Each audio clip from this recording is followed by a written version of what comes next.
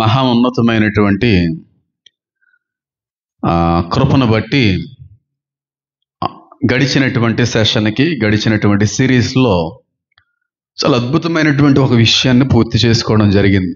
ఆ విషయమే 666 అనేటువంటి ముద్ర, లేదంటే ఒక గుర్తు అనేటువంటిది మాట్లాడడం జరిగింది. అంటే ఇంచుమించుగా మనం ప్రకటన గ్రంథ ధ్యానాలు ముగింపుకు వచ్చేసాం. లాస్ట్ ఫేజ్లో ఉన్నాం. గట్టిగా ఉంటే 2-3 టాపిక్స్ ఉంటాయి అంతే. ఈ 2-3 టాపిక్స్ మ్యాక్సిమము ఒక నెలలో పూర్తి చేసుకోవడానికి నేను ఇష్టపడుతున్నాను. ఎందుకంటే ఒక్కొక్క టాపిక్ 2 వీక్స్ లేదంటే 1 వీక్లో కంప్లీట్ చేసుకోవాలన్న ఆలోచనలో ఉన్నాం కనుక ఎక్కువగా బాధపడకండి. ఇంచుమించుగా బాధపడడం ఏముందో, చాలామంది సంతోషిస్తున్నారు అప్పుడే అయిపోతుందా అని చెప్పి. కాబట్టి ఇంకొక 2 టాపిక్స్ ఉన్నాయి తప్ప ఇంచుమించుగా ప్రకటన గ్రంథ ధ్యానాల్లో ముగింపుకు వచ్చేసాం, అంటే ఘట్టానికి వచ్చేసాం. కాబట్టి చాలా ప్రాముఖ్యమైన విషయాలు మాట్లాడుకున్నాం. శ్రమ దినాలు ఎన్ని రోజులు ఉంటాయి? 1335 దినాలు మాత్రమే అని చెప్పి నేను రుజువుపరచడం జరిగింది.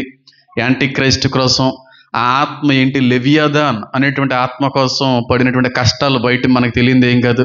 దాని గురించి నేను వివరణ ఇవ్వడం అనేది జరిగింది. క్రూర మృగం ఎవరో, ఘట సర్పం ఎవరో, అబద్ధ ప్రవక్త ఎవరో, ఈ త్రిత్వ సిద్ధాంతం సాతాన్లో కూడా జరుగుతుందనే విషయాన్ని కూడా చెప్పడం జరిగింది. ఇంచుమించుగా అన్నీ మాట్లాడేసుకున్నాం. యాంటీ క్రైస్ట్ మాట్లాడేసుకున్నాం, అబద్ధ ప్రవక్త గురించి మాట్లాడేసుకున్నాం, అలాగే 666 ముద్ర గురించి మాట్లాడేసుకున్నాం. ఇంచుమించుగా అన్నీ పూర్తి అయిపోయినాయి. అన్నీ కూడా పూర్తి అయ్యేటువంటి పరిస్థితిలోకి వచ్చేస్తాం. ఈ రోజున ఒక అద్భుతమైనటువంటి విషయం మీద నేను మాట్లాడాలని నేను ఎంతగానో ఆశపడతా ఉన్నాను. చాలా అద్భుతమైనటువంటి విషయం, మీ అందరికీ కూడా మహా ఆశ్చర్యాన్ని కలిగి చేసేటువంటి ఒక విషయాన్ని ఈరోజు మీ అందరితో కూడా పంచుకోవడానికి నేనైతే ఎంతగానో ఆశపడతా ఉన్నాను. ఏంటి ఆ విషయం అంటే, యేసుక్రీస్తు ప్రభువారు ఒలీవల కొండ మీదకి అడుగు పెట్టేటువంటి దినం కొరకు మనం అందరూ ఎదురు చూస్తున్నాం. అంటే అది బహిరంగ రాకడ, దానికంటే ముందుగా రహస్య రాకడ జరుగుతుంది. కొన్ని రెప్పపాటులో మనం అందరం కూడా అదృశ్యం అయిపోతాం, ర్యాప్చర్ చేయబడతాం. హెర్పాజో అంటే కొనుపోబడుట, ఎత్తబడుట, మాయమవుపోట అనేటువంటి అనేక అర్థాలు వస్తున్నాయి. అయితే దానికి మనం ఎత్తబడే స్థితిలో ఉంటే బహిరంగ రాకడకి మనం చూడవలసిన రోజులైతే ఉండవు.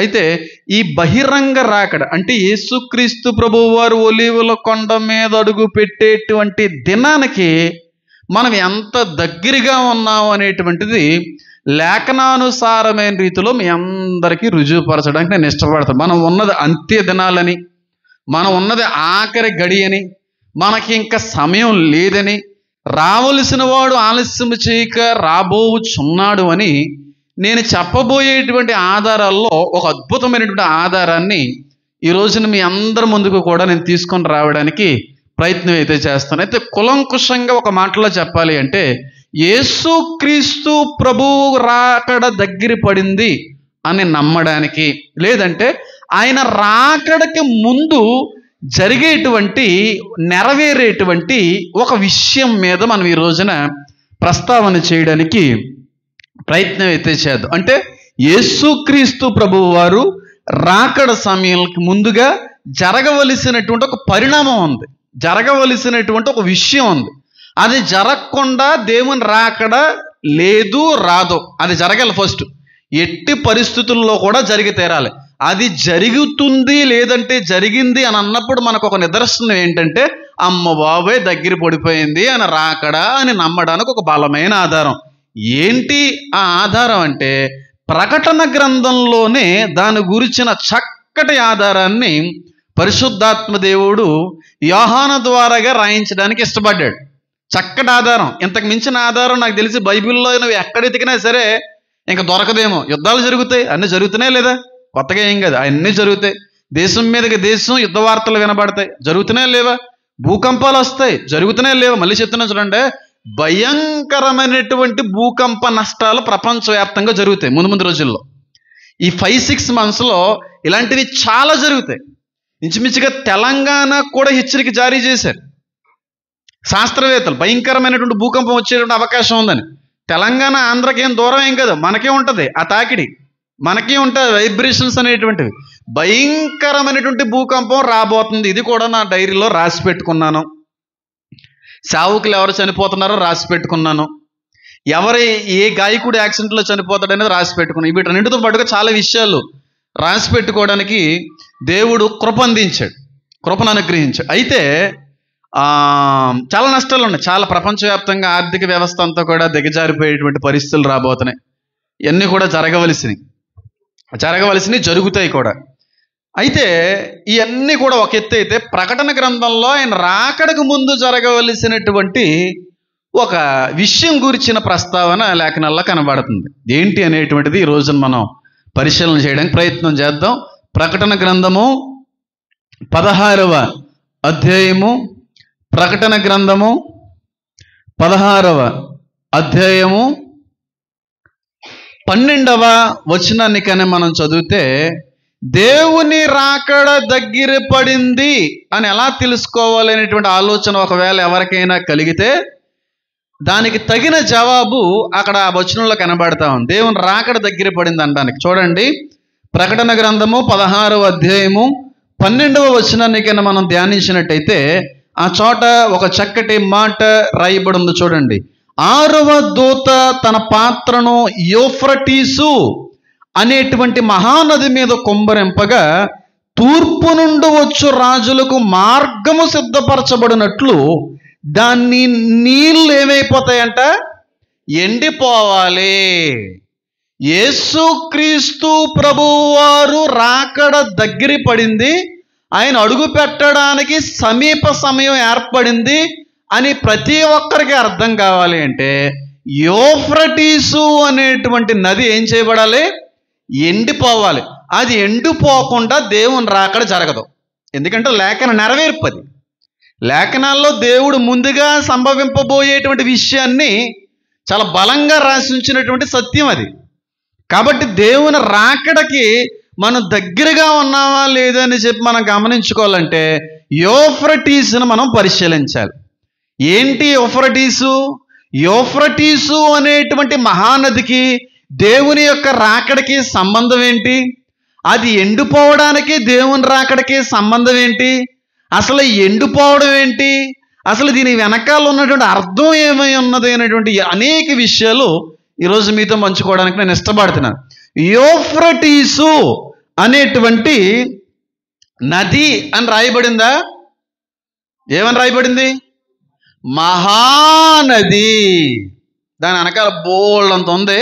అంత వద్దు కానీ క్లుప్తంగా మీ అందరికీ అర్థమయ్యే విధంగా చెప్పే ప్రయత్నం చేస్తాను. ఎక్కువగా దాన్ని ఎలాబొరేట్ చేసి సాగదీసి, అంటే అది మంచిదే కానీ అంత అవసరం లేదు. అంత బలమైన చరిత్ర, అంత గొప్ప విషయాలు అవన్నీ చెప్పుకోవడం కంటే కూడా అసలు యూఫ్రటీసు అనేటువంటి మహానది యొక్క ప్రారంభం ఎక్కడ జరిగింది, దాని యొక్క మొదలు ఎక్కడ జరిగింది, అసలు యూఫ్రటీసు అనేటువంటి మహానది గురించి ప్రకటన గ్రంథంలో మాత్రమే ప్రస్తావించబడిందా, లేకపోతే మరి ఇతర గ్రంథాల్లో ఏ చోటైనా ప్రస్తావించబడిందా అనే విషయాన్ని మనం గమనించాలి.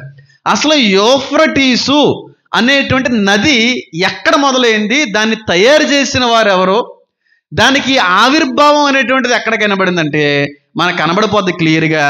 ఆదికాండం 2వ అధ్యాయంలో కనబడుతుంది నీ యొక్క ఆరంభం. ఈ యొక్క లెద్దులే ఆదికాండము 2వ అధ్యాయంలో దాని యొక్క ప్రస్తావన కనబడుతూ ఉంటుంది. అంటే ఆదికాండం ఆదాము కాలం నుండి ఈ కాలానికి ఎన్ని సంవత్సరాలు అయిందని అంటున్నాను? ఎన్ని సంవత్సరాలు అయిందంటున్నాను? 8,000 సంవత్సరాలు? 6,000 సంవత్సరాలు. అంటే ఈ నదికి 6,000 సంవత్సరాల చరిత్ర ఉంది. అంత పురాతనమైనటువంటి నది అది. చిన్న చితక నది కాదు, చాలా గొప్ప నది అది. మహానది అని ప్రస్తావించబడింది. దీని ప్రస్తావన ఆదికాండం 2వ అధ్యాయంలో కనబడుతుంది. ఏదైనా తోటలో మొదలైనటువంటి నది నుంచి 4 నదులు పాయలుగా ప్రపంచవ్యాప్తంగా విభజించబడ్డాయి. ఒకసారి అది కూడా చూపించేస్తాను నేను. ఆదికాండం ఒకసారి తీయండి, 2వ అధ్యాయం. ఆదికాండం 2వ అధ్యాయం చూస్తే ఆ చోట మాట కనబడుతుంది. ఆదికాండము 2వ అధ్యాయము దాని ప్రస్తావన, దాని మొదలు ఎంత అద్భుతంగా ఉంటుంది చూడండి. 2వ అధ్యాయము 8వ వచనం. దేవుడైన యెహోవా తూర్పున ఏదెనులో ఒక తోట వేసి తాను నిర్మించిన నరుని దానిలో ఉంచెను.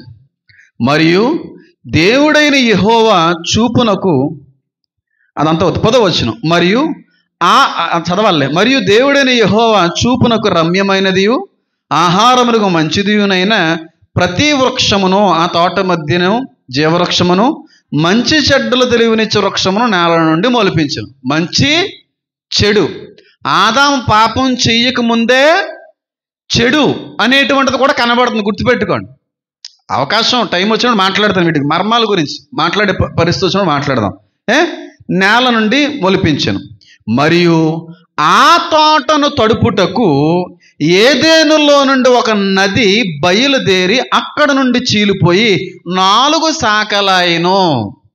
ఏదెనులో ఒక కొత్త నది పుట్టించాడు దేవుడు. ఆ నది పేరు అక్కడ రాయలేదు. ఆ నది ఏదెను తోటలో నుండి బయటికి వెళ్ళి 4 నదులుగా 4 శాఖలుగా విభజించబడింది. తూర్పున వేసాడు ఆయన ఏదైనా తోటను. తూర్పున అంటే ఇటువైపు ఉంది ఏదైనా తోట.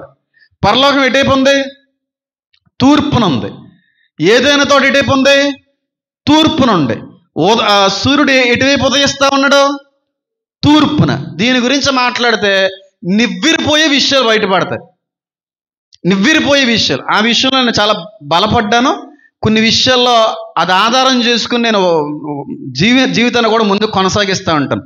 ఏదైనా తోట తూర్పే, పరలోకము తూర్పే, సూర్యుడు ఉదయించేది తూర్పే. దీని వెనకాల ఏదో కారణం ఉండాలి కదా. ఉంటుంది, ఖచ్చితంగా మాట్లాడదు. అయితే ఆ ఏదైనా తోటలో దేవుడు ఒక నదిని తయారు చేశాడు, ఒక ఊటను తయారు చేశాడండి. అది ఎంత పెద్ద ఊట అంటే, ఏదైనా తోట అంటే చాలామంది అనుకుంటారు ఏదో చిన్న తోట, ఏదో మన పక్కన కనబడుతున్న 2 ఎకరాల్లో మామిడి తోట, 10 ఎకరాల్లో ఆ దానిమ్మ తోట, ఇలాగే 10 ఎకరాలకి చాలా పెద్దది. అది చాలా పెద్ద తోట. అది ఆ తోటలో దేవుడి నరుని అందులో పెట్టాడంట. నరుని తీసుకొని వెళ్ళి అందులో పెట్టాడు. అంటే తోట ముందు నుంచి లేదు, నరుణ్ణి కలుగు చేసిన తర్వాత తయారు చేశాడు దాన్ని. బయట ఉన్న వ్యక్తుల్లో ఈ వ్యక్తులను తీసుకుని వెళ్ళి ఏదైనా తోటలో పెట్టాడు. బయట నుంచి ఏదైనా తోటలోకి తీసుకొని రాబడిన వ్యక్తులు వీళ్ళు. బాగా గుర్తుపెట్టుకోండి మాట. టైం వచ్చినప్పుడు దీనికి లింక్ మాట్లాడతాను. ఆ ఏదైనా తోటలో వీళ్ళకి ఒక పని అప్పచెప్పాడు. ఏంటి? తోటను సేద చేయాలి నువ్వు, లేదంటే సాగు చేయాలి. నోవాహుకి దేవుడు ఏం పని అప్పచెప్పాడో ఆయన కూడా మొట్టమొదటిగా ద్రాక్ష తోటను వేసాడు. దానికి వ్యవసాయదారుడు, ఫస్ట్ ఫార్మర్ ఆయన. ఈయన కూడా ఫార్మరే, కానీ ఈ రోజున ఫార్మర్ అని చెప్పుకోవడానికి చాలా సిగ్గుపడుతుంటారు కొంతమంది. రైతు బిడ్డనే అని చెప్పుకోవడానికి ఎంత సిగ్గో. బైబిల్ ఆరంభంలోనే రైతులు కనబడుతున్నారు. రైతులు అంటే ధన్యత. అది భూమిని సేద్యపరిచేటువంటి వారు. మనిషికి ఇచ్చిన బాధ్యత దేవుడిచ్చింది. అది చిన్న చూపు చూస్తుంటారు ఈ రైతు బిడ్డలని, రైతులని. ఎందుకంటే బాబు వాళ్ళతో, ఎందుకంటే బాబు వాళ్ళతో, ఎందుకంటే రేపు రోజు నాళ్ళు ఉపయోగపడతారు మనకి. వాళ్ళు లేకపోతే 4 మెతుకులు లోపలికే లేవు, రావు. అలా కష్టపడితేనే 4 మెతుకులని ఎందుకు వచ్చిందని చెప్పి కానీ ఒక్కసారి వాళ్ళు వ్యవసాయాన్ని కానీ ఆపేసుకున్నారు అనుకోండి, ప్రపంచ పరిస్థితులు తారుమారైపోతాయి. ఫార్మర్స్ ఉండాలి. అయితే ఆ ఏదైనా తోటలో మరి మొక్కలన్నిటికీ, చెట్లన్నిటికీ, జీవవృక్షానికి, మంచి చెడు వృక్షానికి నీరు ఉండాలి కదా. నీరు ఉంటేనే కదా మరి ఎదుగుతాయి. ఆ నీరుని కోసం ఒక నదిని కలుగజేశాడు దేవుడు. ఆ నది కాస్త ఉప్పొంగి పొంగి పొంగి 4 శాఖలు అయింది. 4 శాఖలుగా ఏదైనా తోటలో నుండి బయటకు వచ్చినాయి. ఆ 4 శాఖలో లేదంటే 4 నదుల పేర్లు అక్కడ చాలా స్పష్టంగా రాయబడి ఉంది. చూడండి, నేను చదువుతున్నాను. మరియు ఆ తోటను తడుపుటకు ఏదెను నుండి ఒక నది బయలుదేరి అక్కడ నుండి చీలిపోయి 4 భాగాలయ్యాయి. ఆ మొదటి భాగం పేరు పీషోను. ఇదొక నది. అది హవీలా దేశం అంతా చుట్టుపారుచున్నది. అక్కడ బంగారం ఉన్నది. దీని వెనకాల చాలా అర్థం ఉంది. తర్వాత రెండవ నది గీహోను. ఇది రెండో నది. తర్వాత మూడవ నది హిద్దికేలు. ఇది మూడవ నది. అది అష్షూరు తూర్పు వైపున పారుచున్నది. 4వ నది చెప్పండి, చెప్పాలి. యూఫ్రటీసు అనేటువంటి నది. దాన్ని ఫరాతు అని కూడా పిలుస్తూ ఉంటారు, వేరే విషయం. యూఫ్రటీసు అంటే 4 నదుల్లో ఒక నది పేరు యూఫ్రటీస్. అంటే ప్రకటన గ్రంథం 16వ అధ్యాయంలో కనబడి 16-12లో కనబడి యూఫ్రటీసు ఆదాము కాలం నుండి కూడా ఉన్నది. ఇది మీరు గమనించాలి. అతి పురాతనమైనటువంటి మహానదిగా అది కనబడతా ఉంది. ఈ మహాపురాతనమైనటువంటి యూఫ్రటీసు అనే నది యేసు క్రీస్తు ప్రభు రాకడకు ముందుగా ఖచ్చితంగా ఏం చేయబడాలి చెప్పాలి, ఎండిపోవాలి అనేటువంటి మాట ఆ చోట చాలా స్పష్టమైన రీతిలో కనబడతా ఉంది. అసలు ఎందుకు ఎండిపోవాలి? ఎండిపోవడానికి దేవుని యొక్క రాకడికి సంబంధం ఏముంది? అంత ఎండిపోతేనే కానీ దేవుడు రాకూడదా ఏంటి అనే పరిశీలన ఖచ్చితంగా చేద్దాం. అయితే మీరు అందరూ ఆశ్చర్యపడేటువంటి ఒక విషయం ఏంటంటే, ఎండిపోవాలి అనే మాట ఇక్కడ రాయబడి ఉంది చూడండి. అది ఎండిపోయినప్పుడు మనందరికీ అర్థం అవ్వాల్సిన విషయం ఏంటి చెప్పాలి, ఆయన వచ్చేస్తున్నాడు. ఒక విషయం తెలుసా, ఇరాక్ సంబంధించినటువంటి వాటర్ రిసోర్సెస్ అనేటువంటి ఒక సంస్థ ఇచ్చినటువంటి నివేదిక ఏంటంటే 2021 సంవత్సరంలో ఈ యూఫ్రటీసు అనేటువంటి నది మ్యాక్సిమము 10 నుండి 20 సంవత్సరాల్లో కనబడకుండా ఎండిపోద్దని చెప్పారు 2021లో. 2021లో ఇరాక్ సంబంధించిన వాటర్ రిసోర్సెస్ వాళ్ళు ఇచ్చిన నివేదిక ఏంటంటే మ్యాక్సిమం 10 నుండి 20 సంవత్సరాల్లో యూఫ్రటీసు అనే ఈ నది కనబడకుండా మాయమైపోద్ది, ఎండిపోద్ది అని చెప్పారు. 2021కి 2025కి ఎన్ని సంవత్సరాలు అయినాయి? 5 సంవత్సరాలు అయిపోయినాయి. ఒక 10 సంవత్సరాలు లేదంటే 15 సంవత్సరాలు, ఇంకెన్ని సంవత్సరాలు ఉంటాయి? ఒకవేళ అలా అన్నట్టుగానే 2021 నుంచి 10 సంవత్సరాలు చూస్తే 2031 కల్లా యూఫ్రటీస్ నది అనేటువంటిది ఎండిపోవాలి. కాదుకూడదు అని ఇంకా టైం పొడిగించబడితే 41, ఒక 20 సంవత్సరాలు అన్నారు అంతే. మీరు నమ్ముతారు నమ్మరో, 2025 ఈ రోజుకి యూఫ్రటీసు అనే నది 70% ఎండిపోయింది. 70% ఎండిపోయింది. 30% అది కూడా చాలా తక్కువ మొత్తంలో ఉంది నీటి సాంద్రత. 5 సంవత్సరాల్లోనే ఇంతగా ఎండిపోవడం అనే విషయాన్ని బట్టి ఆ నివేదిక ఇచ్చినటువంటి వారు సైతం నివ్వెరపోతున్నారు. మేము టైము 10-20 సంవత్సరాలు అన్నాం, కానీ 5 సంవత్సరాలకే 70% ఎండిపోయింది ఏంటి అని చెప్పి వీళ్ళు ఏం చేశారంటే అమెరికా యూనివర్సిటీకి సంబంధించిన కొన్ని శాస్త్రవేత్తలను తీసుకుని వచ్చి ఏంటంటారండి దీని యొక్క కారణం, దీని యొక్క అర్థం ఏంటంటారు, ఇంతలాగా అయిపోయింది ఏంటి, మాకే అంతు చిక్కనంత వేగంగా ఎండిపోయింది ఏంటని చెప్పి పరిశీలించడం మొదలుపెట్టారు. పరిశీలించినప్పుడు ఒక్కొక్కరు ఒక్కొక్క కారణం చెప్పారు. ఏమనంటే డ్యామ్స్ వల్లని కొంతమంది, ఉష్ణోగ్రతల వల్ల కొంతమందిని చెప్పుకొని వచ్చారు. కానీ ఏది ఏమైనా దానికి కారణాలు ఎన్నున్నా బైబిల్లో చెప్పినట్టుగా మాత్రం జరుగుతుంది. దాని కారణాలు ఎన్నన్నా ఉండొచ్చు. డ్యాముల వల్ల ఎండిపోతుందా, ఎండ వల్ల ఎండిపోతుందా, లేకపోతే ఇంకొకటా మనకు తెలియదు. కానీ బైబిల్లో ఏం చెప్పాడంటే ఎండిపోతుందా లేదా అని ఆలోచిస్తే మీరు ఇంటికి వెళ్ళిన తర్వాత చెక్ చేసుకోండి, యూఫ్రటీస్ నది ఎండిపోయింది. యూఫ్రటీస్ అనే నది ఇప్పుడు ఎండిపోయి ఉంది. మీరు నమ్ముతారో నమ్మరో, మీరు ఇంటికి వెళ్ళి ఒకసారి దాన్ని పరిశీలించుకుంటే చాలా అద్భుతంగా దేవుడు మీకు బయలుపరుస్తున్న విషయం. ఆ నది ఎండిపోయింది. అక్కడ ఉన్నటువంటి జాలర్లు అందరూ కూడా, జాలర్లు అంటే చేపలు పట్టుకునేవారు, వాళ్ళు ఆ నది మీద బతికేటువంటి వ్యక్తులు వలసలు వెళ్ళిపోయారు. అక్కడికి గొర్రెలు కాయడానికి, ఆవులు కాయడానికి వచ్చేటువంటి వ్యక్తులు నీరుంటేనే కదా పక్కన ఏమన్నా బీడిగడ్డి అన్నా పచ్చగడ్డి అన్నా మొలిసేది, లేకుండా పోయిన కారణాన్ని బట్టి వాళ్ళు దిక్కుతోచన పరిస్థితిలోకి వెళ్ళిపోయారు. నేను ఆల్రెడీ చాలాసార్లు చెప్పాను ఈ విషయం మీద. ఇదంతా యూఫ్రటీస్ నది, మొన్నటి వరకు ఉన్నటువంటి యూఫ్రటీస్ నది ఇది. కానీ ఇదే యూఫ్రటీస్ నది ఇప్పుడు ఏ విధంగా ఉన్నదనేది కానీ మనం చూస్తే మీరు అందరూ ఆశ్చర్యపోతారు.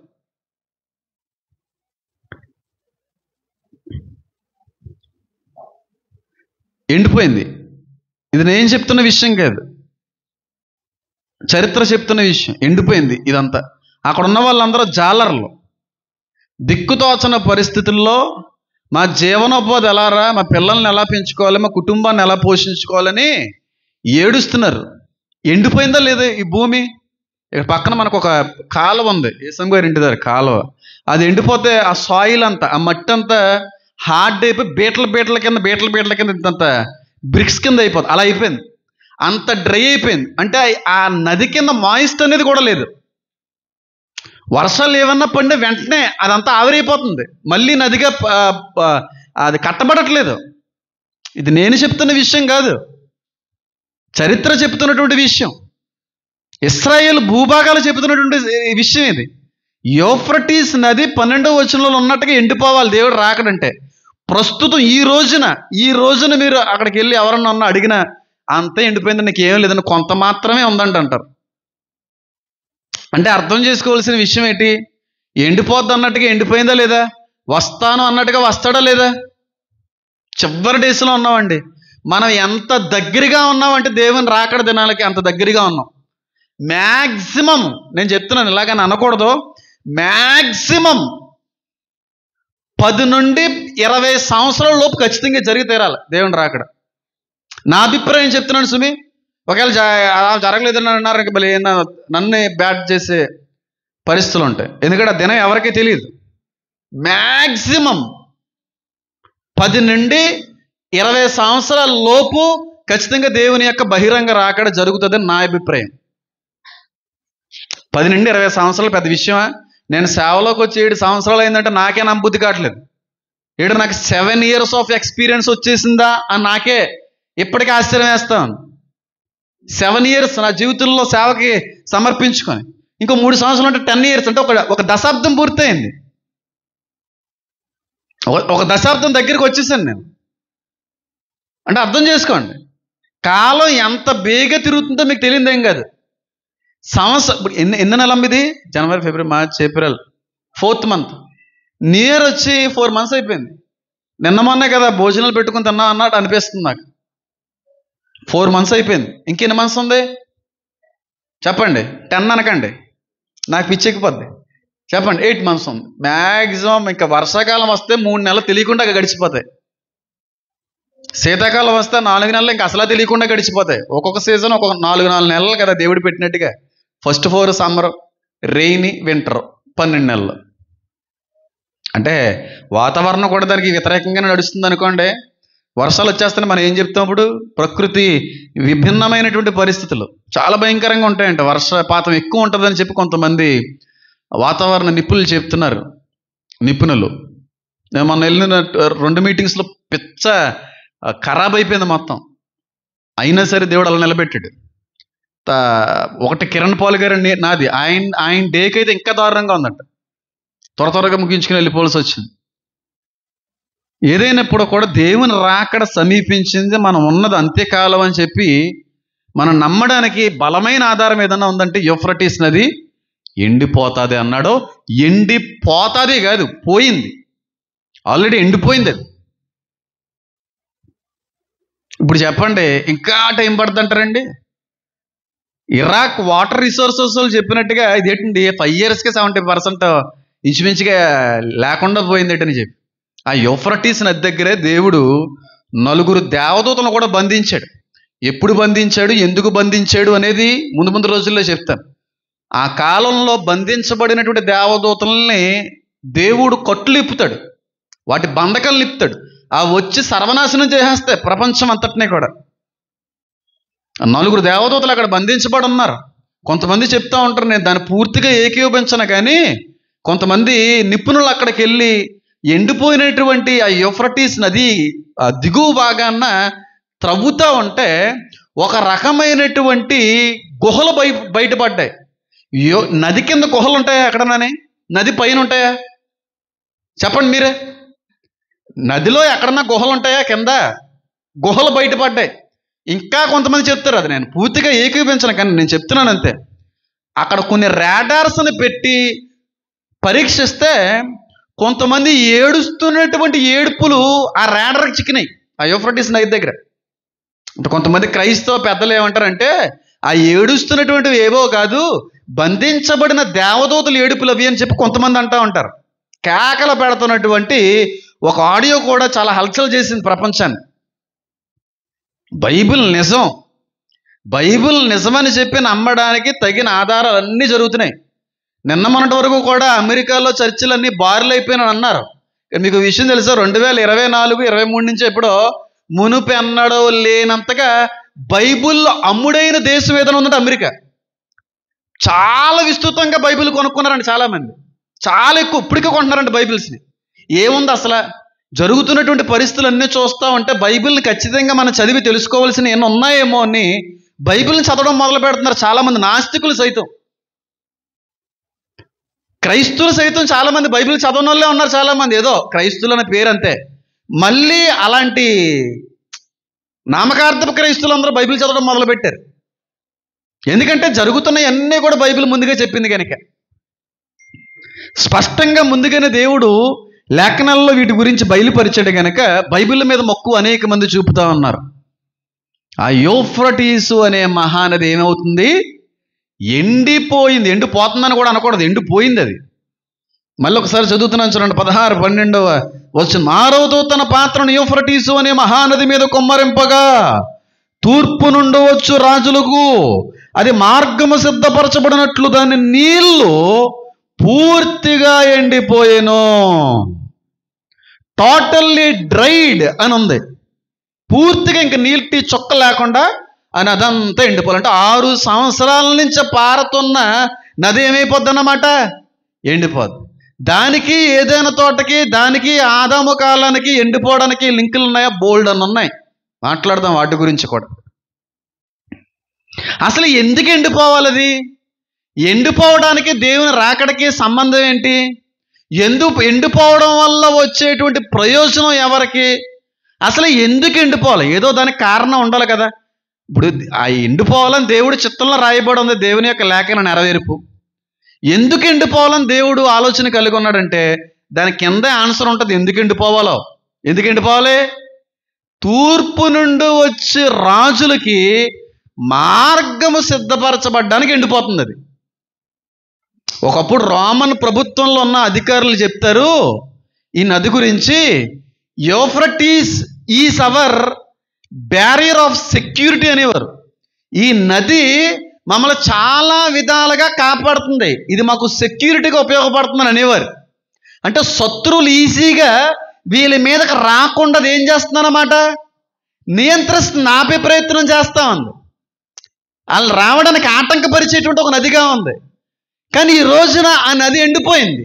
ఇప్పుడు ఇశ్రాయేలు మీదకి వచ్చేటువంటి శత్రు రాజ్యాలకి, రాజులకి నియంత్రించే నదిగా ఉండదు, వీలిచ్చే నదిగా మారిపోద్ది. అర్థమైంది? ఇప్పుడు తూర్పు నుండి వచ్చే రాజులకి మార్గాన్ని ఇవ్వడం కొరకు ఎండిపోతుంది. నీళ్ళుంటే తూర్పు నుండి వచ్చే రాజులు మోసే కాలంలో నడిచినట్టుగా సముద్రంలో నడుచుకుని వచ్చేయగలరేటి? మునిగిపోతారు. పైగా ఈ శత్రువులందరూ కూడా చాలా హెవీ యుద్ధానికి సంబంధించిన సామాగ్రిని తీసుకెళ్తారు ఇశ్రాయేల్కి. అంటే ట్యాంకర్స్ ఉంటాయి, బాంబర్స్ ఉంటాయి, ఇలాంటి అనేక యుద్ధ ట్యాంకర్లని, వీటన్నిటిని ఇశ్రాయేల్ భూభాగంలోకి తూర్పు నుండి వచ్చేటువంటి ఆ దేశాలు అడుగు పెట్టాలంటే ఈ కాలువ అడ్డుగా ఉంది, ఈ నది అడ్డుగా ఉంది, నీటిలో నుంచి వెళ్ళడం చాలా కష్టం. అలాగని షిప్ మీద వీటి మీద పంపిస్తే అక్కడ ఉన్నటువంటి బలగం కూడా అటాక్ చేస్తుంటుంది, కానీ మధ్యలో నాశనం అయిపోయే పరిస్థితులు. కాబట్టి డైరెక్ట్ ల్యాండ్ ద్వారాగా రావాలి అంటే ఆ నది ఎండిపోవాలి, బీడైపోవాలి, ఒక మట్టి నెలలా మారిపోవాలి. అప్పుడు యుద్ధ ట్యాంకులన్నీ ఈజీగా వచ్చేస్తాయి. అంటే శత్రు దేశాలన్నీ కూడా ఈజీగా ఇశ్రాయేల్ దేశంలోకి చొరబడవచ్చు. ఇప్పుడు అడ్డుగా ఉన్న నది ఎండిపోవాలి అంటే కారణం అది. క్లియర్గా ఎండిపోవడం కారణం ఎందుకు ఏంటంటే తూర్పు నుండి వచ్చేటువంటి రాజులకి మార్గమును సిద్ధపరచడానికి ఎండిపోతుంది. మార్గమును సిద్ధపరచడానికి. ఈ తూర్పు నుండి వచ్చే రాజులు ఎవరో? ఇంతకీ ఇప్పుడు ఆ ఎండిపోవడానికి కారణం చెప్పాను, ఎండిపోయిన తర్వాత వచ్చే శత్రువుల గురించి చెప్పాను. ఆ శత్రువులు ఎవరు అనుకుంటున్నారు మీరు? ఎవరికి శత్రువులు అనుకుంటున్నారు చెప్పాలి మీరు. ఇశ్రాయేల్ భూభాగంలోకి తూర్పు నుండి వచ్చేటువంటి రాజ్యాలన్నీ అడుగు పెడతాయి కదా, ఎవరి కోసం వస్తున్నాయి చెప్పండి? చెప్పకపోతే నాకు చాలా ఇబ్బంది అయిపోతాను.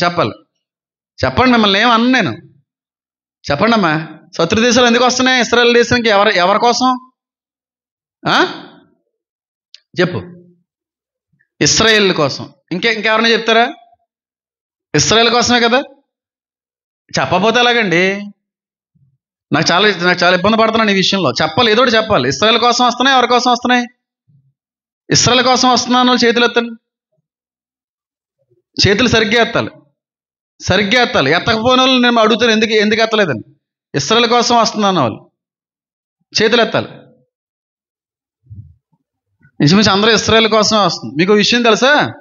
ఈ శత్రువులు అందరూ వచ్చేది ఇశ్రాయేల్ కోసం కాదు, యాంటీ క్రైస్ట్ కోసం. ఇదే షాక్ ఇక్కడ.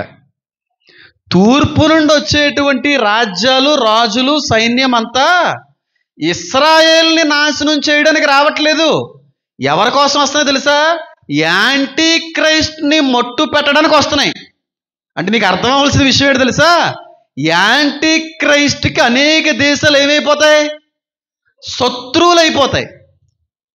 వీన్ని చంపడానికి వస్తున్నాయి ఆ దేశాలన్నీ కూడా. తూర్పు నుండి వచ్చేటువంటి రాజ్య దేశాలన్నీ ఇశ్రాయేల్ నాశనం చేయడానికి కాదు. చాలా మంది అదే అనుకుంటారు, కానీ అది అబద్ధం. అది మరి ఎవరి కోసం, ఎవరిని వెంటాడుతూ వస్తున్నాయి, ఎవరిని పట్టుకోవడానికి, ఎవరి నాశనం చేయడానికి వస్తున్నాయంటే యాంటీ క్రైస్ట్కి నాశనం తీసుకొని రావడానికి వస్తున్నాయి. మీకు ఎలా తెలుసండి అనే ప్రశ్న కానీ మీరు వేస్తే దానికి తగిన ఆధారం దానియేలు గ్రంథంలో రాయబడింది. దానియేలు లేకుండా ప్రకటన లేదు, బాగా గుర్తుపెట్టుకోండి. ప్రకటన లేకుండా దానియేలు లేదు. ఆదికాండం లేకుండా రెండు లేవు. ఆదికాండంలో అయితే ఇంకా స్పష్టంగా చెప్తాడు ప్రకటనకు సంబంధించిన అనేక విషయాలు. అవి మనకి అంతు చిక్కవంతాయి. దానియేలు గ్రంథంలో వీటి గురించిన ప్రస్తావన కనబడతా ఉంటుంది. ఈ యూఫ్రటీస్ అనేటువంటి మహానది ఎండిపోవడం, ఎందుకు ఎండిపోవాల్సి వస్తుంది, వచ్చేటువంటి రాజులు ఎవరై ఉంటారు, ఎందుకోసం వస్తున్నారు, ఎవరి నిమిత్తం వస్తున్నారు, ఏం చేయడానికి వస్తున్నారు అనేది ఈ 16-12కి సంబంధించిన లింకు దానియేలు 11వ అధ్యాయంలో మనకు కనబడుతుంది. తీయండి ఒకసారి. దానియేలు గ్రంథము 11వ అధ్యాయము.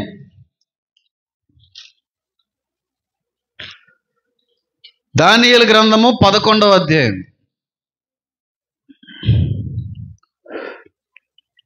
మరొకసారి నేను ప్రకటన 16-12 చదువుతున్నాను చూడండి. దాని నుంచి దీన్ని కంటిన్యూ చేస్తాను, అప్పుడు మీకు అదిరిపోయే విధంగా అర్థమవుతుంది. నేను చదువుతున్నాను.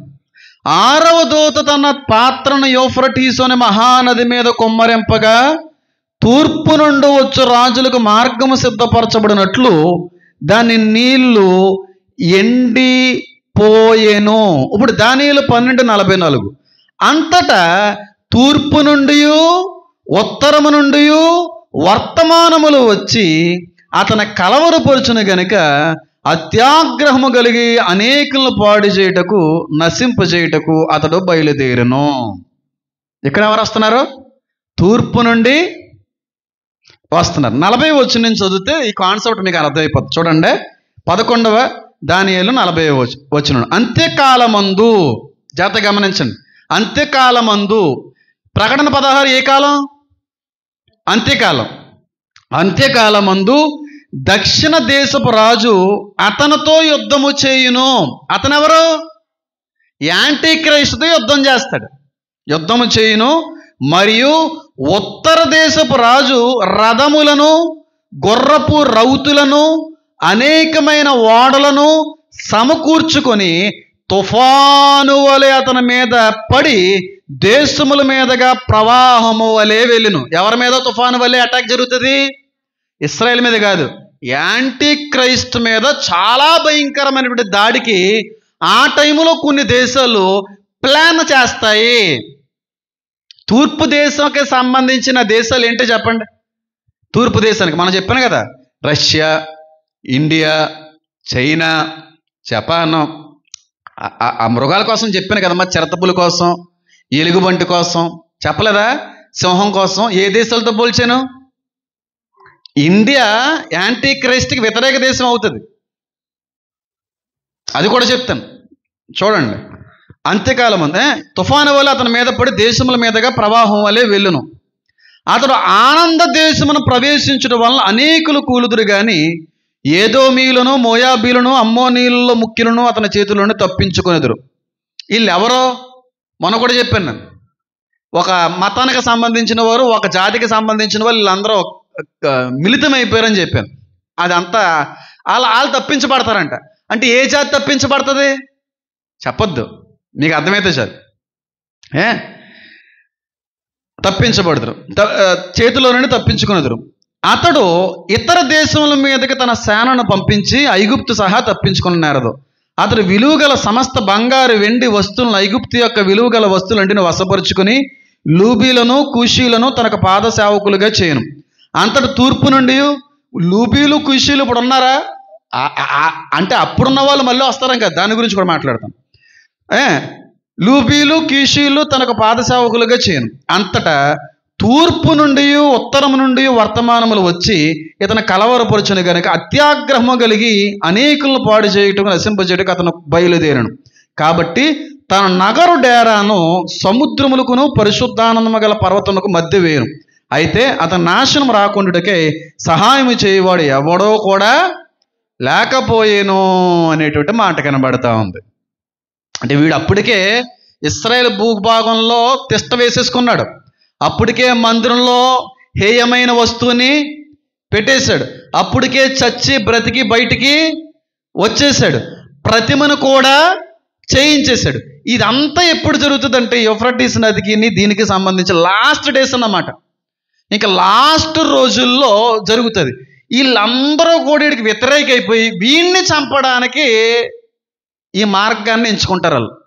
ఇశ్రాయేల్ దేశంలో వీడు ఉన్నాడో ఆడక్కడ మకం వేసాడు, ఉంది కదా అక్కడ ఆనంద దేశమును వాడు ప్రవేశిస్తాడో, అక్కడ డేరా వేసుకుంటాడో, తిష్ట వేస్తాడో, పర్వతానికి సముద్రమునికి మధ్యన, అది నేను వచ్చే వారం చెప్తాను, నెక్స్ట్ సెషన్లో చెప్తాను. అక్కడ తిష్ట వేసుకుంటాడో ఈడెక్కడ ఉన్నాడు రా వీడిని నేసేయాలరా అని చెప్పి తూర్పు నుండి ఉత్తరం నుండి వచ్చేటువంటి రాజ్యాలందరూ కూడా వీడికి వ్యతిరేక వైపు చంపడానికి బయలుదేరతాయి. అర్థమైంది ఇప్పుడు? అంటే ఇప్పుడు యూఫ్రటీసు అనేటువంటి మహానది ఎండిపోవడంలో ఉన్న కారణం ఏంటంటే యాంటీ క్రైస్ట్ యొక్క శత్రువులకి మార్గాల్ని సరళపరుస్తున్నాయి. ఇది ఇశ్రాయేలు మీదకి వచ్చే శత్రువులు కాదు. మళ్ళీ చెప్తున్నాను, చాలామంది పొరబడి ఈ విధంగా చెప్తున్నారు, అది కరెక్ట్ కాదు. ఇశ్రాయేలు మీదకి వచ్చే శత్రు దేశాల కొరకు కాదు ఆ మార్గం సిద్ధపరచబడేది. యాంటీ క్రైస్ట్ని నాశనం చేసేటువంటి దేశాల కొరకు దేవుడు ఆ యూఫ్రటీస్ నదిని చేస్తాడు. అదేంటి పాస్టర్ గారు, మొన్న ఒక రకమైన మాట ఇప్పుడు ఒక రకమైన మాట మాట్లాడుతున్నారు. వీడేమో ప్రపంచ శాంతి దూతగా పేరు పొందుకుంటాడన్నారు. ప్రపంచ అన్ని దేశాల మీద కూడా ఆధిపత్యం చలాయిస్తాడని అన్నారు. ప్రపంచంలో అన్ని దేశాలు కూడా వీడికి చేతిని అందించి వీడి అధికారానికి లోబడతాయని అన్నారు. మరి ఇప్పుడేమో శత్రువులు కూడా ఉన్నారని అంటున్నారు కదండి అని మీరు అనుకోవచ్చు. దానికి కూడా క్లారిఫికేషన్ ఇస్తాను చూడండి. ఈ వ్యక్తి చచ్చిపోకముందు ప్రపంచం అంతా సపోర్ట్ చేస్తుంది ఈ వ్యక్తికి.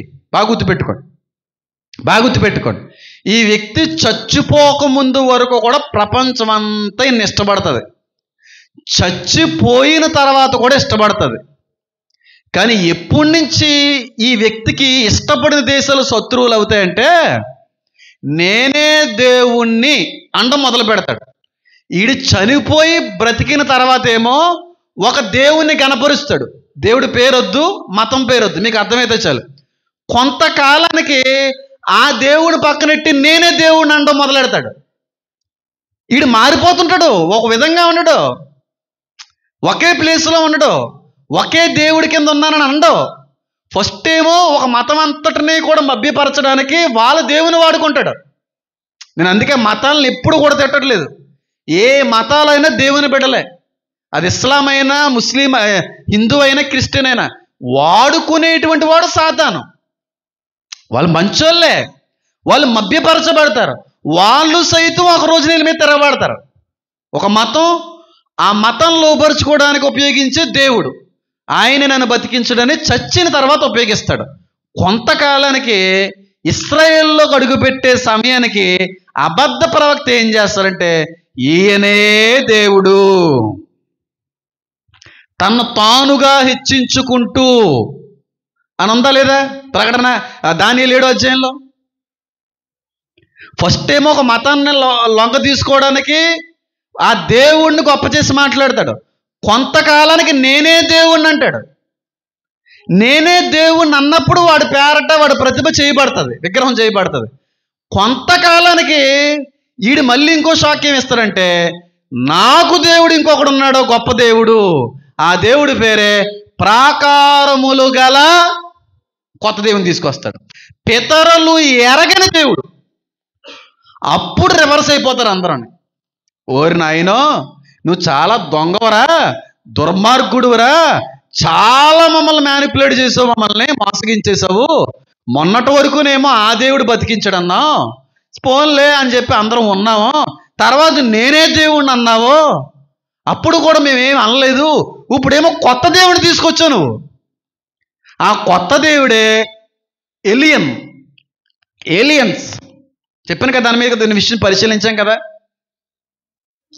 ఆ దేవుని, ఆ ఏలియన్స్ యొక్క సహాయంతోనే ప్రాకారాలు కడతాడని ఉంది. అది కూడా పరిశీలించేసాం. కొత్తగా ఏం చెప్పేది ఏం కాదు ఇది. కాబట్టి వీడు టర్మ్కి సీజన్కి వీడు రూపాన్ని మార్చేసుకుంటా ఉంటాడు. అప్పుడు వరకు వీడిని వెంబడించి వీడిని నమ్మి వీడికి ప్రోత్సహించిన వ్యక్తులు వీడి నిజ స్వరూపాన్ని చూసేటువంటి సమయానికి శత్రులైపోతారు. వాళ్ళందరూ వీడి ఇలాంటి అని తెలుసుకుని చంపడానికి వస్తారు. ఎంతమందికి అర్థమైంది? ఇక్కడ దానియేలు 11:40 నుంచి 44, 45 అయితే సరిపోద్ది మనకి, 2 వచనాలు. వీడిని చంపడానికి తరుముకుంటూ వచ్చేటువంటి శత్రువులలో 666 మాత్రం అందరూ వేయించుకోరండి. చాలామంది వేయించుకోరు, యాక్సెప్ట్ చేయరు చాలామంది. అది మీకు తెలుసో తెలీదో? నువ్వు మాట చెప్తున్నాను చూడండి. దీన్ని బట్టి మనకు అర్థం అవ్వాల్సిన విషయం ఏంటో తెలుసా అండి? యాంటీ క్రైస్ట్ అనేటువంటి వాడు ఒక రిలీజియస్ లీడర్ మాత్రమే కాదు, ఒక మతపరమైనటువంటి గురువుగా మాత్రమే ఆయన ఉండడు, లేదంటే ప్రపంచానికి నాయకుడు మాత్రమే కాదు, వాడు చాలా పెద్ద బిజినెస్ మ్యాగ్నెటెడ్. వాడు గొప్ప వ్యాపారవేత్త. వ్యాపార లావాదేవీలు జరిగించుకుంటాడని ఉందా లేదా బైబిల్ గ్రంథంలో? మనం చదివాం కదా మొన్న. వ్యాపారాలు జరిగించుకుంటాడని కూడా చదివాం, దాని గురించి పరిశీలించాం. వాడు పెద్ద బిజినెస్ మ్యాన్. ఇవన్నీ ఆలోచిస్తుంటే నాకు కొన్నిసార్లు ఒక వ్యక్తి బాగా గుర్తొస్తూ ఉంటాడు. ఆ వ్యక్తి ప్రపంచాన్ని శాంతిపరచడానికి ప్రయత్నిస్తున్నాడు. అదే వ్యక్తి ప్రపంచానికి గొప్ప నాయకుడిగా పేరు సంపాదించుకున్నాడు, రాజకీయవేత్తగా. అదే వ్యక్తి ప్రపంచంలో ది బిగ్గెస్ట్ బిజినెస్ మ్యాన్గా కూడా పేరు సంపాదించాడు. పేరు చెప్పనులే, ఎందుకంటే వీటి మీద నేను కన్ఫామ్గా క్లారిటీ ఇవ్వలేను ఇదే అని చెప్పి. వ్యక్తుల గురించి ఈ వ్యక్తి అని చెప్పి చెప్పడానికి అంత క్లారిటీ లేదు. అంటే ముందు రోజుల్లో జరిగేటువంటి పరిస్థితులను బట్టి, వచ్చేటువంటి వ్యక్తులను బట్టి, మాటలను బట్టి అప్పుడు ఇంకా క్లారిటీలోకి వెళ్ళచ్చు. కాబట్టి అయ్యి ఉండొచ్చు అని అనడమే తప్ప పెర్ఫెక్ట్గా ఒక వ్యక్తిని మనం అనలేకపోతున్నాం. ముందు రోజుల్లో ఇంకా బాగా అర్థమవుతుంది. బిజినెస్ మ్యాన్ ఈ వ్యక్తి, బిజినెస్ మ్యాన్. 666 ముద్ర దగ్గర కూడా చాలామంది ఇంచుమించుగా ఈ వ్యక్తిని నమ్ముతారండి. తర్వాత నుంచి మాత్రం ఈ వ్యక్తికి రివర్స్ అయిపోతారు. ఏలియన్స్ని తీసుకుని రావడం. తర్వాత వచనంలో కూడా ఉంది కదా, అపవిత్రమైన 3 ఆత్మలు నోట్లో నుంచి బయటికి వెళ్ళి ప్రపంచవ్యాప్తంగా ఉన్న రాజులను సిద్ధపరచడానికి, పిలుచుకొని రావడానికి. రాజులు అంటే ప్రపంచ దేశానికి సంబంధించినటువంటి అధికారులు, నాయకులు కాదు, అది వేరే విషయం. ఏలియన్స్ ఉన్నాయి. మొన్న కూడా 2-3 డేస్ క్రితం నాకు తెగ పంపించేశారు మన ఫాలోవర్స్ వాట్సాప్లో మెసేజ్. సోవియట్ అనేటువంటి ప్రదేశంలో ఏలియన్స్ కొంతమంది సైనికుల్ని రాళ్ళులా మార్చేసినాయి అని చెప్పి న్యూస్ బాగా సర్క్యులేట్ అవుతుంది. అది 90s జరిగింది, అది 91లోనే అప్పుడు న్యూస్ బాగా వైరల్ చేస్తున్నారు ఈ మధ్యన. అప్పుడేటు ఎప్పుడన్నా ఒకటే చెప్తాను, ఎంతమంది సేవకులు ఎన్ని అనుకున్నా ఏలియన్స్ ఉన్నాయి, ఏలియన్స్ వస్తున్నాయి. కొంతమంది సైనికుల్ని రాళ్ళుగా చేసినాయి అంట, ఉన్నట్టుగానే మార్చేసినాయి అంట. ప్రూఫ్లతో పాటుగా డాక్యుమెంటరీ బయటకు వచ్చేసింది. 2-3 డేస్ నుంచి బాగా వైరల్ అవుతుంది. నాకు నిన్న కూడా నువ్వు పంపించినట్టున్నావు, నువ్వా ఎవరో పంపించారు నాకెవరో. కాబట్టి వీళ్ళందరూ కూడా యాంటీ క్రైస్ట్కి ఎవరన్నమాట? శత్రువులకి మార్గం సిద్ధపరుస్తుంటారు. మరి వీడు తప్పించుకుంటాడా వాళ్ళ చేతిలో నుంచి? లేకపోతే వచ్చిన వాళ్ళు ఏమవుతారు? వాళ్ళు తప్పించుకుంటారా? ఇప్పుడు వీళ్ళు, ఈ శత్రు దేశాలు, యాంటీ క్రైస్ట్ రాజ్యము కలిసి ఎవరిని ఎదుర్కొంటుంది? అప్పుడు జరిగేటువంటి వినాశనం ఏంటి? అప్పుడు జరిగే పర్యవసనాలు ఏ విధంగా ఉంటాయి? అనేక విషయాలు నెక్స్ట్ సెషన్లో మాట్లాడతాను. వాళ్ళు వచ్చేది వీడి కోసం, కానీ వాళ్ళు షాక్ అవుతారు. వాడి ప్లాన్ వీడికి తెలియదు. మీకు విషయం చెప్తున్నా, మళ్ళీ చూడండి. యాంటిక్రైస్టు ఆ శత్రువులను అందరినీ రప్పించడానికి ఆడు ఎదురు చూస్తున్నాడు. అది వాళ్ళకు కూడా తెలియదు. మళ్ళీ చెప్తున్నాను, శత్రువులు అందరూ అనుకుంటారో ఈ వ్యక్తిని చంపేయడానికి వస్తున్నాం అని అనుకుంటారు, కానీ యాంటిక్రైస్ట్ ప్లాన్ తెలుసా, వీళ్ళందరినీ కూడా నాశనం చేయడానికి రప్పిస్తున్నాడు. వాడు రప్పిస్తున్నాడు. అది వీళ్ళు తెలుసుకోవడం కష్టమైపోద్ది. పెద్ద ప్లాన్ వేస్తాడు యాంటిక్రైస్ట్, కానీ యాంటిక్రైస్ట్ ప్లాన్ తారుమారైపోద్ది. అర్థమైందా లేదా? బెస్ట్ క్లియర్గా చెప్తాను చూడండి. ఇప్పుడు నాకు ఎవరో 10 మంది శత్రువులు ఉన్నారండి. ఆ 10 మంది శత్రువుల్ని నేను చంపలేను, వాళ్ళని నాశనం చేయలేను, అంత బలం నాకు లేదు. కానీ నా వెనకాల ఒక పెద్ద నూతిలో భయంకరమైన ఆకలితో ఉన్నటువంటి ఒక సింహం పడి ఉంది. చాలా రోజుల నుంచి ఎదురు చూస్తుంది. ఎలాగని ఆలోచించాను. ఈ 10 మందిని నేను కొట్టలేను, ఆ సింహంతో చంపించాలి నేను. అప్పుడు నేను చేసే ప్లాన్ ఏంటి? ఆ నూతి దగ్గరికి నేను తెప్పించాలి. అదే చేస్తాడు వీడు. పెద్ద ప్లాన్ వేస్తాడు, కానీ వీడికే బుర్ర తిరిగిపోద్ది. ఎంత పెర్ఫెక్ట్గా యేసుక్రీస్తు ప్రభు వారు అక్కడ డీల్ చేస్తారంటే ఆశ్చర్యం వేద్దండి. అంటే బైబిల్లో మాట ఉంటుంది, నీ తల వెంట్రుకు రాలడం కూడా నాకు తెలుసు అంటాడండి. నీ తల వెంట్రుకలు లెక్క పెట్టాను అంటాడు. మనం అనుకుంటాం దేవుడికి మనల్ని ఎందుకు చూస్తారులే, మనల్ని ఎందుకు పట్టించుకుంటారు, అందరినీ పట్టి అయినా చూస్తాడని. ప్రతి ఒక్కడు తెలుసు దేవుడికి, క్షుణ్ణంగా తెలుసు ప్రతి వ్యక్తి గురించి. అంత పెర్ఫెక్ట్గా డీల్ చేస్తాడు ఆ జరిగేటువంటి ఆ పరిస్థితిని. అదేంటి? యాంటిక్రైస్ట్ వేసిన ప్లాన్ ఏంటి? జరగబోయేటువంటి ఆ తర్వాత జరిగేటువంటి పరిణామం ఏ విధంగా ఉంటుంది? ఇలాంటి అనేక విషయాలు నెక్స్ట్ సెషన్లో మాట్లాడతాను. అక్కడతో అద్భుతమైన రీతిలో ఒక వివరణ అనేటువంటిది వచ్చేస్తుంది. నెక్స్ట్ సెషను చాలా అద్భుతమైందండి, చాలా అద్భుతమైనటువంటి విషయం. ఇంకా మర్చిపోలేము జీవితంలో. అలాంటి విషయం చెప్పబోతున్నాను. మీకు అర్థమైపోవాలి. ఈరోజు ఆ నెక్స్ట్ సెషన్ అర్థం అవ్వాలంటే ఈరోజు ఇది విన్న వాళ్ళందరికీ అర్థం అవ్వాల్సింది ఏంటంటే, యాంటిక్రైస్ట్ పర్వతం దగ్గర ఉన్నాడు. యాంటిక్రైస్ట్ను తరుముకుంటేనేమో శత్రువులు వస్తున్నారు. అట్నుంచి శత్రువులు, యాంటిక్రైస్ట్ రాజ్యం, ఇంకొకరు రావాలి. ఈ ముగ్గురు కలిపి ఒక చోటలో కలుసుకుంటారు. అది మహావిస్ఫోటనం అవుతుంది. అది ఏంటి అనేది నెక్స్ట్ సెషన్లో మాట్లాడే ప్రయత్నం చేస్తాను. మీకు మళ్ళీ చెప్తున్నాను చూడండి. యాంటిక్రైస్ట్ చేతుల్లో మోసపోయేది మన దేశస్తులు కూడా, మనం కూడా మోసపోతాం. కానీ మనం చివరి వరకు మోసపోం, వాడికి రివర్స్ అయిపోతాం. ఇండియన్స్ని మోసం చేయడం చిన్న విషయమా? భారతీయులను మోసం చేయగలమా? తల పెడతారు, అవునా కదా? పల్లెటూరులో అయితే ఇంక అసలు మామూలుగా ఉండదు, వాళ్ళతో డీల్ చేయలేం మనం. తలలేటి అన్నీ మార్చేయగలరు, అంత జ్ఞానవంతులు పల్లెటూరులో అయితేనే. సిటీ వాళ్ళు, టౌన్ వాళ్ళు అయితే కొంచెం పిచ్చిలు, కానీ పల్లెటూరు వాళ్ళకు ఉన్నంత తెలివితేటలో ఇంకెవరికి ఉండవు. అవునా కదా? చెప్పండి, అవునా కదా? అంటే పల్లెటూరు వాళ్ళు నేనేం తక్కువ చేసి, వాళ్ళకి మంచి జ్ఞానం ఉంటుంది. చదువులే కొంచెం వాళ్ళకి అబ్బకపోవచ్చు, కానీ మంచి జ్ఞానం. భారతీయులు అందరూ జ్ఞానవంతులే. కానీ వీళ్ళకి తెలియని విషయం ఏంటంటే, వీళ్ళకంటే జ్ఞానం ఉన్నాడు ఒకడు పైన. అక్కడ పని చేయమని వీళ్ళు తెలియదు చాలామందికి. భారతీయులు మోసపోరు, స్టార్టింగ్లో మోసపోతారు. 666 ముద్ర దగ్గర కూడా ఇంచుమించుగా తరిచినా పడతారు. తర్వాత వచ్చేటువంటి తూర్పు దేశానికి సంబంధించిన దేశాల్లో ఒక దేశం మన ఇండియా అయిపోతుంది. ఇండియా కూడా రివర్స్ అవుతుంది.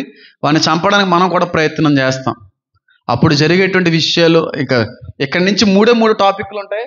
ఆ 3 టాపిక్లు హైలైట్ ఉంటాయి. రేపుడితో ఒక టాపిక్ పూర్తి అయిపోద్ది. ఆ తర్వాత 1000 ఏండ్ల పరిపాలన టాపిక్ స్టార్ట్ అవుతుంది.